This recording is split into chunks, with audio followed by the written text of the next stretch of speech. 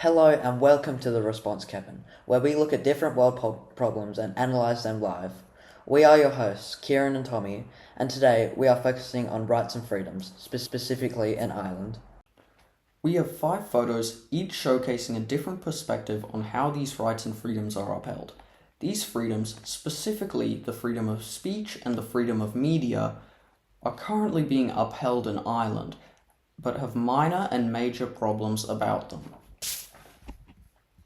In this photograph, you can see a man strapping tape over a woman's mouth with the words Government of Ireland on the tape roll. Below this are the words free speech, not hate speech laws in bold writing.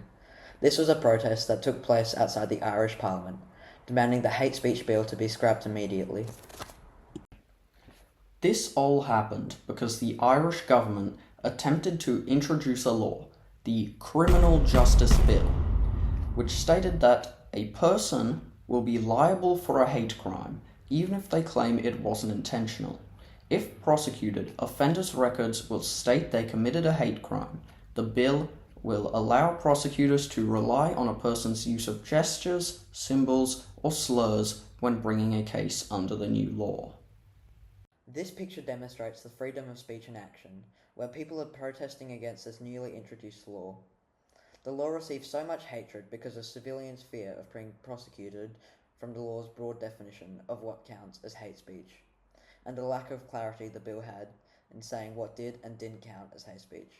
Eventually, this law was removed. Overall, this image represents the Irish government's restrictive speech laws, and the response to this was hatred and anger from the public. But the government did listen to the public and eventually did change the law. Moving on to image 2, an Irish protest against the hate speech bill. In this picture, we see a large group of Irish citizens waving flags and holding signs. In the centre of the image, one side reads, "Free speech is a human right." This sign shows that people care deeply about their free speech and that it is important and should be universal. The use of the Irish flag also tells us that these people believe that free speech should be an embedded part of Ireland. The protest itself is an example of people exercising this right. Irish people have gathered together to speak out against a law they believe to be unfair and restrictive. This shows that the freedom of speech is not just an assumed right, but something that must be fought for. The fact that protests are occurring in Ireland means that the public are concerned for the state of this freedom. This image is a clear representation of the freedom of speech. It shows that the public are collectively worried about the state of their rights. The protest is an exercise of free speech, showing that the people's beliefs in the necessity of having a voice. This shows the dual-sided nature of this criminal justice bill debate. The bill that 1 in 4 Irish people believe will cost them their freedom of speech, and the allowance of protests against the proposed law. The third image we have is a campaign for the freedom of media among Irish publishers.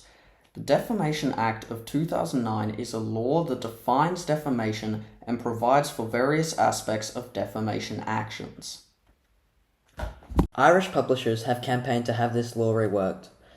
It will require business owners to inform clients of alternate dispute resolution options before issuing defamations to a business.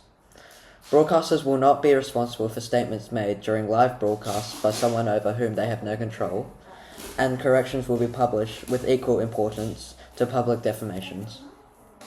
This image is a representation of a fight for freedom of media, and a successful one at that. The campaign was heard and responded to, leading to a rework of the Defamation Act of 2009. The fourth image we have today is an Irish Freedom Party member giving a speech about preserving the right of free speech. This party is all about a society of liberty with free and diverse media which support free speech, freedom of association, and freedom of religion. The Irish Freedom Party will actively campaign for free speech, especially given the power of online corporations to ignore the voice of ordinary people. They will also campaign for increased diversity of media ownership. The man pictured in the photo is Michael J. Collins, a former Minister for Justice in Ireland. He was an Irish revolutionary soldier and politician who was a leading figure in the early 20th century struggle for Irish independence.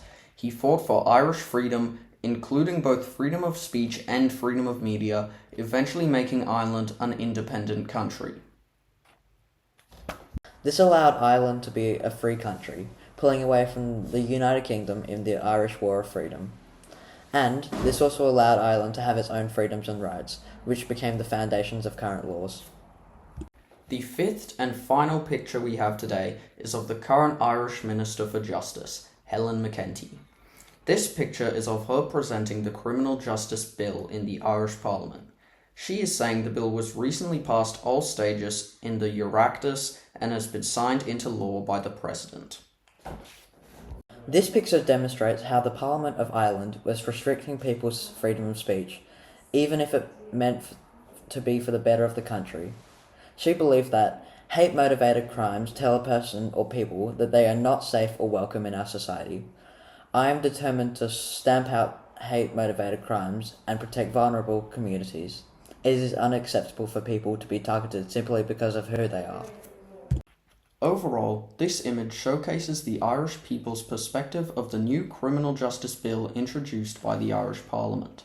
Civilians were protesting about their dislikes of the bill, which ended up being removed on October 29, 2024. Thank you all for joining us on the Response Cabin. We are your hosts, Kieran and Tommy, and that was Irish Freedoms.